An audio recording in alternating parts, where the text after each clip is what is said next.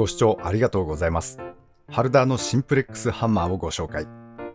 ヘッド、インサートに持ち手の柄を用途や好みに合わせて簡単に組み替えることが可能なハンマーです。ハルダーの代表作みたいですね。ハルダーはドイツの会社です。創業は1938年。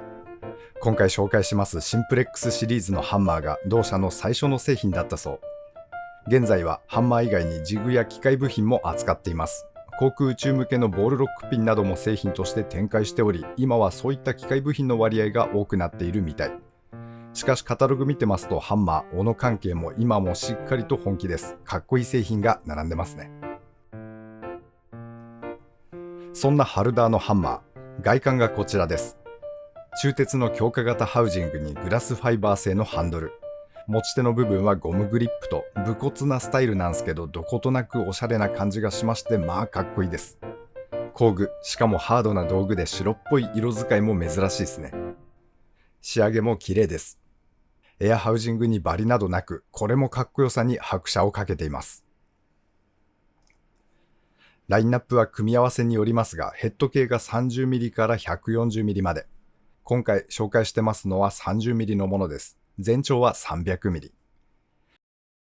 同じハンマーで有名な PB 製と比べますと、ヘッド系に対して全長は少し短め。小回りが利くってほどではないですが、PB に慣れていると特徴的に感じるっすね。このハウジングについているボルトがシンプレックスの特徴です。これを外すことでヘッドハウジング、インサート、ハンドルのすべてを交換することが可能です。インサートの変更をしてみます。このボルトを緩めたら、それだけでハウジングの分解が可能。インサートを入れ替えて、ボルトを規定トルクで締めるだけ。分解組み立てはとても簡単で、すべての部品はレトロフィット。世代が変わったとしても互換性を有するみたい。長いこと使っていくことが可能です。また分解は可能ではありますが、耐久性もしっかりと確保されていまして、正しく使えばハウジングは100万回以上の打撃に耐えるとのことです。私の使っているインサートの組み合わせは銅とソフトメタル。銅インサートはシンプレックスの中では最も硬いものみたい。強力な打撃力、かつ鉄には傷を入れにくいというのが特徴です。また、比重の高さからヘッドに重さを持たせるのにも役立ちます。この片方のインサートだけで全体重量の5分の1ほどを占めています。銅のインサートはヘッド径 30mm と 40mm から選択が可能です。反対のソフトメタルというのはアルミみたいですね。位置づけとしては従来の鉛ハンマーの代わりというアナウンスがされています。PB のアルミとは材質が異なるようで、銅より少し柔らかくなってます。こちらは30から 80mm までのラインナップ。叩き比べてみると確かに銅より柔らかい感触です。相手に優しい感じがありまして、選んでこっち側使っていることが多いですね。最も硬い銅のインサートが使えるのは強化型鋳鉄ハウジングと樹脂ハンドルの組み合わせのみです。交換できる樹脂ハンドルっていうのも珍しいですね。このハンドルは相当に折れにくいと説明がされていまして、強さに対する自信が伺えます。銅のインサートを使わない場合、もう少し軽い鋳鉄のハウジングやアルミハウジングも選べます。また、ハンドルも木製、ヒッコリーから選べまして、様々組み合わせが可能です。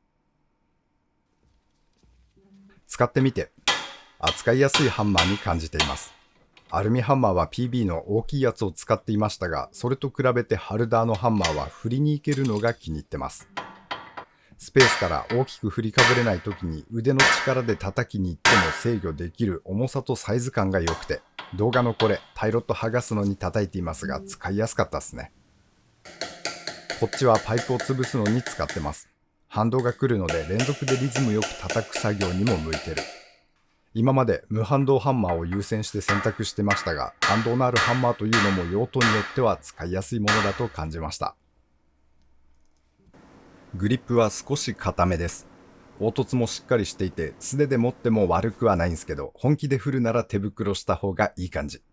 グリップが高い分、手のひらへの負担は感じます。見た目通りに武骨な使用感、ハードな道具だと感じています。シンプレックスの特徴である簡単なヘッド交換についてはそんなに頻繁に交換はしておりませんが、大きくキャラクターを変更できるというのは強みだと感じてます。一度タイルを叩きたくてインサートを柔らかい TPE に入れ替えました。わざわざ1本ソフトハンマーを買わなくて済んだっすね。同じように柔らかめな樹脂のインサートをそのうち使いそうだと考え追加で購入をしています。いまいち使ってないなと思ったらインサートを組み替えて新しい用途を探せるとか、単発でしか使う予定がない時にインサートだけを購入して組み替えることで、しかもそれが簡単に可能というのは DIY にしろお仕事で使うにしろメリットになるのではと感じました。それからヘッドの堅牢具合もいいですね。同じように簡単にインサートが交換できるねじ込み式のタイプはどうしても緩んでしまう心配がつきまといます。対してシンプレックスは緩んでしまう心配はほぼなく、これも優れた点だと感じています。使っていて感じたネガというのは特にないです。ただ要望としてハウジングのサイズを変えずにヘッド径が多少変更できたら便利になりそうだと感じました。私が使っているのは 30mm 用のハウジングなのですが、これに大きい側 40mm、50mm くらいまでのヘッドが使えたら用途が広がりそうに思うんです。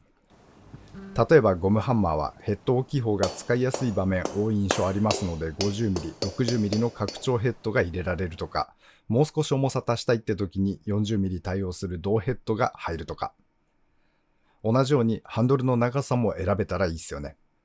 大きいヘッドだけれど一つ短めのハンドルをつけることができたり、軽めのヘッドでも用途によっては長いのが便利なこともあると感じます。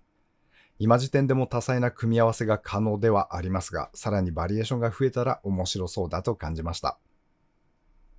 さて、使っていてのネガはないのですが、お値段はなかなか強烈です。ハンマーとしては高級品。最近の物価高や円安など、様々な環境による部分も大きいとは思いますが、良いお値段となっています。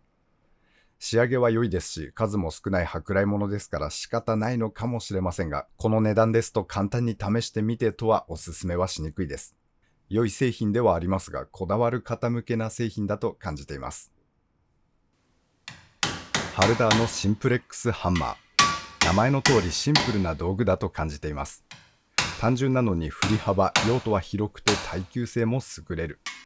その長い歴史が示していますが、ハンマーとしては一級品。見た目は武骨でかっこいい。